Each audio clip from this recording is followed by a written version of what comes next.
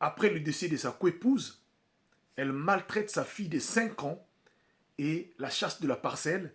Cette dernière se retrouve au fond de la rue et a été recueillie auprès d'une famille.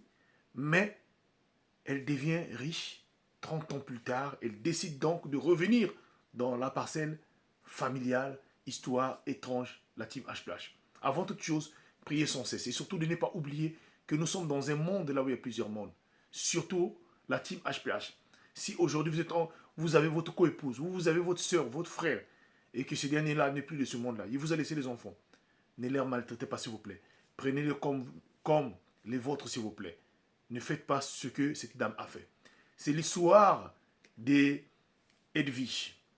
Edwige vivait avec sa coépouse qui s'appelait Irène.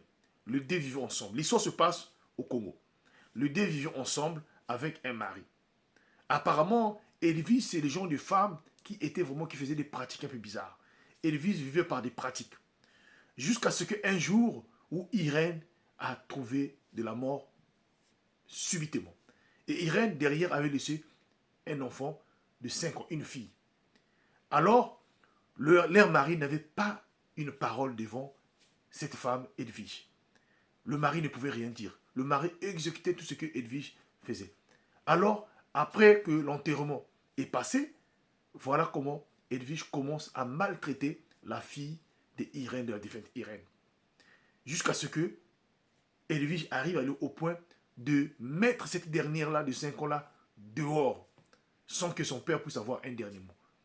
Alors, à cette époque-là, le papa, donc le mari d'Edwige, qui est le papa de cette dernière-là, ne pouvait rien parler, puisque lui-même aussi, apparemment, il était travaillé.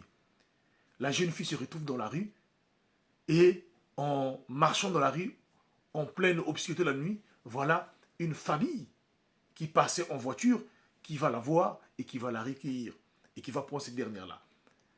Et la jeune fille va grandir au sein de cette famille-là pendant... C'est cette famille-là qui va envoyer cette dernière à l'école jusqu'à ce qu'elle va avoir l'âge de 18 ans. Apparemment, la famille qui avait recueilli cette jeune fille, eux aussi avaient des problèmes de mettre au monde, ils n'arrivaient pas à avoir un enfant. Donc, cette famille était tellement si riche. Et il va arriver, après quelques années plus tard, la famille qu'il avait recueillie, quand la fille a atteint l'âge de 18 ans, la famille qu'il avait recueillie venait de mourir par accident. Alors, après l'enterrement, voilà le testament qui va être vraiment lu par leur avocat familial, et le nom qui figurait sur l'attestation, c'est le nom de la jeune fille dont le couple avait ramassé dans la rue il y a 18 ans de cela. Il y a des années de cela, ce mois. Voilà comment cette fille va devenir héritière principale et riche en ce moment-là. Et c'est elle qui va commencer maintenant à gérer des entreprises de ce couple-là et s'occuper. Une fille très correcte. Des années se sont passées. Alors, quand elle atteint l'âge de 30 ans, elle décide donc de revenir dans la parcelle familiale là où était son papa. Et quand il arrive en voiture, et dans cette parcelle-là, voilà, quand il arrive sur place, son papa était là, fatigué, un vieux papa, mais sa marâtre était là aussi. Aucun de ses enfants avait parvenu. Aucun de ses enfants n'avait pu. Et tous les enfants, la moitié sont devenus des voleurs. Les autres sont devenus des bandits. Et la fille là était la seule qui avait parvenu, qui était revenue dans la parcelle familiale pour secourir. Et quand elle est arrivée, alors elle a fait asseoir son papa. Elle a fait asseoir la dame. La dame aussi était aussi à cette époque-là aussi malade, en disant à la dame, il ne faut pas faire du mal aux gens. Regardez là où ta vie se retrouve. Mais moi, je ne suis pas venu ici pour vous secourir. Toi, je viens ici pour mon père.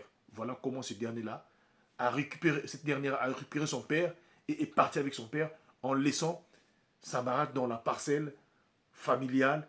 Et elle était partie avec son père pour soigner son père là où elle vivait. Alors la moralité de cette histoire pour vous dire quoi? Ça ne sert pas de vouloir maltraiter les autres en croyant que tes enfants vont réussir. Or, tu ne sais pas, l'enfant que tu es en train de maltraiter, c'est cet enfant-là qui va parvenir. Alors, il faut faire attention. Tu ne sais pas que celui dont tu es en train de jeter la pierre, c'est celui-là qui va devenir demain ministre. Alors, chère dame, chers frères, faites attention dans cette vie-là. Ne faites pas cela. Si vous vous retrouvez avec l'enfant de votre frère, de votre soeur, de votre coépouse, prenez ces enfants-là comme vos propres enfants. Partagez-moi cette histoire-là. Ça peut aider ceux qui sont dans ce même problème. Que Dieu nous soutienne. Surtout, ne faites pas cela. N'ayez pas ce comportement. Si tu es dans ce chemin-là, tu dois arrêter. Cette histoire, c'est pour toi. Que Dieu te soutienne. Merci beaucoup.